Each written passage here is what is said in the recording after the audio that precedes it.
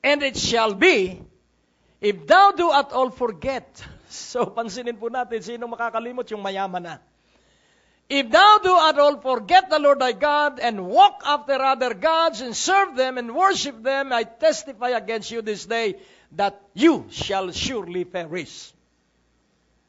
So what will be the other God of someone who desire to be enriched by God? Ano ang magiging Diyos-Diyosan ng isang tao sa kanyang buhay? Tingnan natin sandali sa Matthew 6:19 at tingnan natin kung ano ang magiging Diyos-Diyosan ng mayaman. Sa Matthew 6:19, ano po ang sabi dito? Lay not up for yourselves treasures upon earth, where moth and rust doth corrupt, and where thieves break through and steal. Verse 20. But lay up for yourselves treasures in heaven, where neither moth nor rust does corrupt, and where thieves do not break through nor steal. Verse 21. For where your treasure is, there will your heart be also. Kaya wag mong ilalagay ang iyong puso sa iyong kayamanan. Hello? Wag mong ilalagay ang iyong puso sa iyong mga lupain. Saan mo ilalagay ang iyong puso? Sa Diyos. Kaya kung ang yaman mo ay ang Diyos, mahihikayat kang lagi palapit sa Diyos. At dahil nahihikayat kang palapit sa Diyos, ang Diyos ay magdaragdag sa iyo. Ang Diyos ay magpaparami ng iyong mga pagpapala. Why? Because you are attracted first of all to God. But seek ye first the kingdom of God and His righteousness, and all these things shall be added unto you. You cannot serve two masters.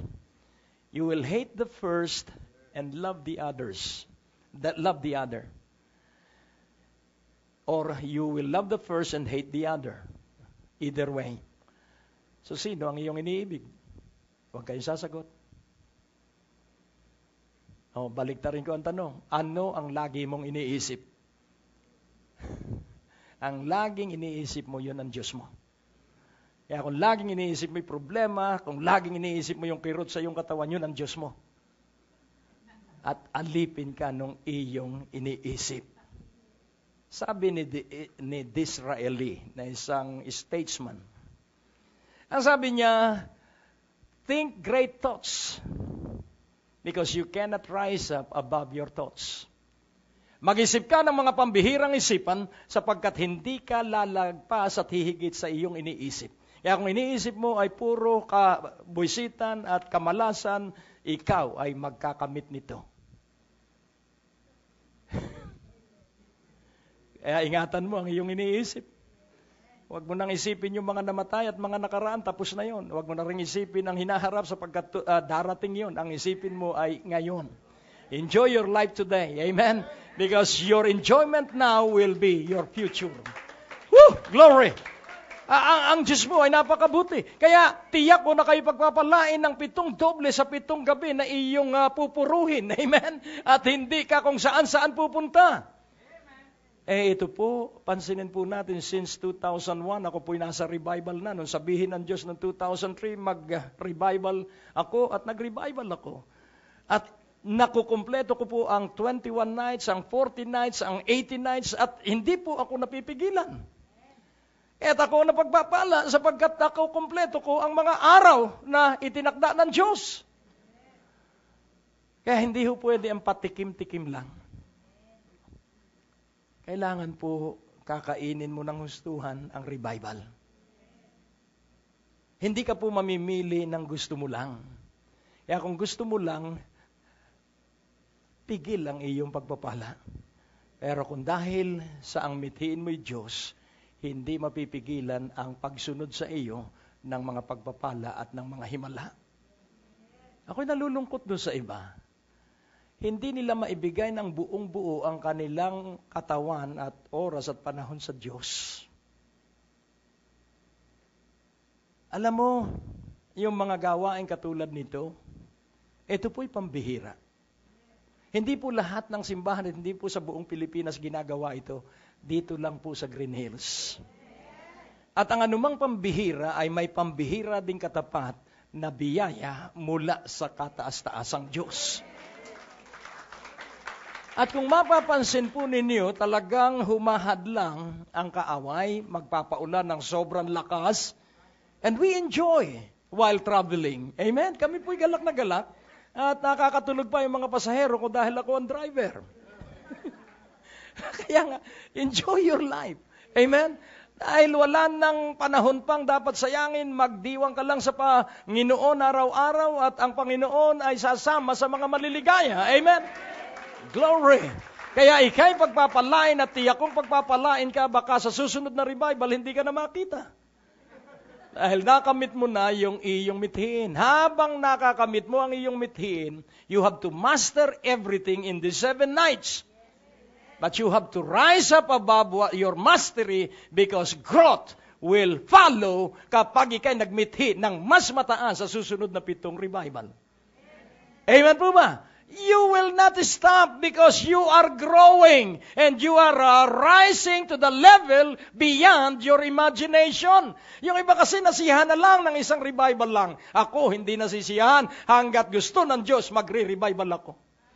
May dumalo o wala, magre-revival ako sapagkat yun ang sinasabi sa akin ng Panginoon. At ang masunurin, if you be willing and obedient, you shall partake the best of the land. Marami pong hahadlang sa iyong isipan. Masakit ang iyong ngipin, dito gagaling ang iyong ngipin. Amen? Masakit ang iyong dibdib, dito pagagalingin ka ng Panginoon. Pag naaalaala ko, ang nakakatanggap ng himala ay matatapang lamang. Hindi pwede ang duwag. Punong-puno doon sa bahay at lahat ng dinadala sa loob ng bahay dahil naroon si Jesus gumagaling. At nainggit yung mga kaibigan ng isang lumpo na matagal nang nakahiga sa kama. Binuhat nila at binuksan yung bubungan.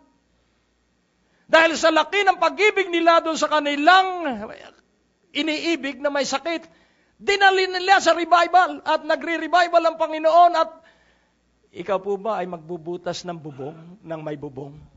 Away po yun. Pero wala silang pakialam. Kailangan tumanggap sila ng revival. Kailangan tumanggap sila a touch from the Lord Jesus because He is the greatest healer. Nakukuha niyo po, kailangan na yung iyong hangarin sa pagdalo sa revival, ikaw ang magpapasya sapagkat yung iyong pinaniwalaan ang mangyayari sa iyo, hindi ang gusto ng pastor.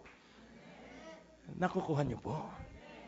Gusto ko na kayong lahat ay maunlad. Gusto ko lahat kayo gumaling sa lahat ng sakit at karamdaman. Pero kahit anong husay ng dakilang manggagamot, kung ayaw mo, hindi makagagawa ang Panginoon. Tinanong siya, bakit hindi ka gumagawa ng himala sa Nazaret? Sapagkat ang propeta hindi tinatanggap sa sariling bayan. Because of familiarity. Hello. Kaya kung pamilyar ka sa akin, hindi ka makakatanggap ng himala. What is familiarity? Ay, si Brother Greg lang naman itong nangangaral. Hindi po si Brother Greg lang ang nangangaral. Banal na Espiritu ang may dikta ng iniaaral. Kaya pag tinanggap mo yung iniaaral, ikaw ay mapagpapala.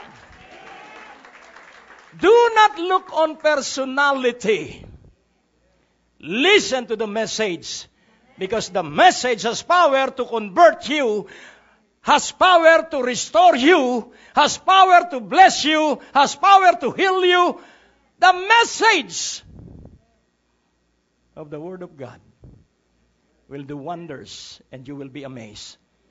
Kaya magkakaroon ng buhay. Tingnan mo, ang ganda na ng awitan natin ngayon. Buhay na kasi kayo. Dati, mga malulungkot. Paano nakasentro sa problema? Pagdadalo ka po ng gawain kahit Sunday worship service, huwag mong iisipin ang problema mo dahil hindi po mawawala yon. Isipin mo yung Diyos at malulutas ang iyong problema. Oh, napakaganda po ng Diyos. I'm so excited for Him. Number 2, always looking to God and not to the problem. Amen po ba? So ano po ang ibig sabihin? Sa isang revival crusade, ang revivalist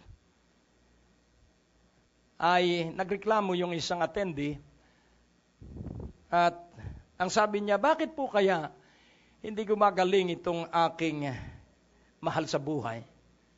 Kung ilang ulit ko na po na dinala sa iyong revival, hindi pa rin gumagaling. At ang sabi niya, dinadalangin mo siya. Opo, dinadalangin ko siya. Subukan ko nga at pakinggan kung paano ka manalangin.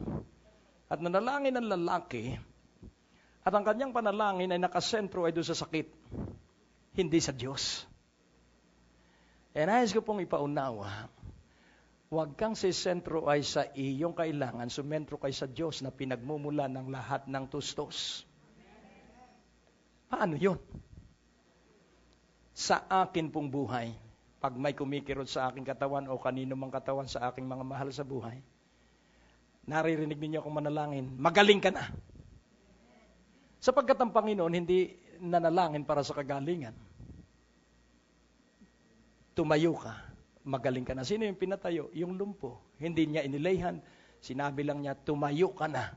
At tumayo siya at natanggap niya ang kagalingan. Nagbabasa po ba kayo ng Biblia?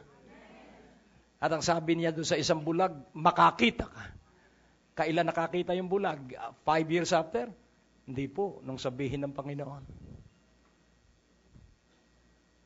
So, ang tinitingnan ng Panginoon ay kung ibig mo. Ulitin kong muli, kung ibig mo. Kung ibig mo, ay kakamtin mo yung iyong nais. Always looking to God, not to the problem. Laging tingnan mo, dahil pag tumingin ka po sa problema mo, magkakaroon ka ng comparing notes. Ano po, sasabihin mo, bakit siya? Katulad nung isang viewer nag-text, bakit po kaya ang masasama ang mayaman? Humahatol na siya. Ang linaw sa Salmon, huwag mong kainggitan ang mga yumayaman dahil sa sila'y masama. Kaawaan mo sila dahil sa wala silang Diyos. Kaya ang mahalaga, kahit tayo'y nagtitiis sa panahon ng ating tiisin, tayo'y may Diyos. Amen po ba? Kaya nga unawain mo buti, tumingin ka lagi sa Diyos. Sapagkat meron pong time involved. For 40 years, hindi sila nakalaya sa wilderness. For 70 years, hindi sila nakalaya sa exile. For 3.5 years, hindi pumatak ang isamang patak ng ulan. Kaya kailangan alamin natin ang kalooban ng Diyos. Ano ba ang kalooban ng Diyos? Nakamtan ba natin ang pagkatuklas at pagkatuto sa kalooban ng Diyos? At pag naunawaan mo ang kalooban ng Diyos, maaaring ikaw ay pinaghihintay niya at pinagtitiis ka for a while at inaalis sa iyo ang pagiging mareklamo ng labi at pakikipagchismisan. Dahil ang tao pag mapera walang magawa kaya puro chismis. Pati sa Facebook at Twitter, puro chismis ang kanyang ginagawa at kanya pang ina-advertise ang kanyang kabulukan. Huwag kang gagamit ng mga Facebook. Ay, ako gumagamit din. Purihin ng Panginoon. Pero magagandang salita ang naruron. Yung ikalalakas at ikahahamon ng tao. Kaya nga, unawain mong mabuti. Ang pangatlong katotohanan, God desired that His glory will be demonstrated. So if you experience the glory of God, ano po ba ang glory of God? Makagawa siya ng himala.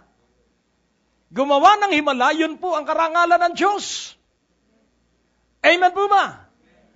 At kapag ikay nakaranas ng mga himala ng Diyos, ikaw po ay mapaparangalan. So God's intention is that His glory will be demonstrated and that your glory will be likewise demonstrated. Kaya mapapansin po natin, maganda ang iyong ugali. Tingnan mo ang iyong katabi at siyasatin mo siya mula ulo hanggang talampakan. Kaya siya ay naririto dahil dati siyang makasalanan. Kaya siya naririto dahil marami siyang karupukan at kahinaan. At huwag mong kalilimutan na ikay dating marupok.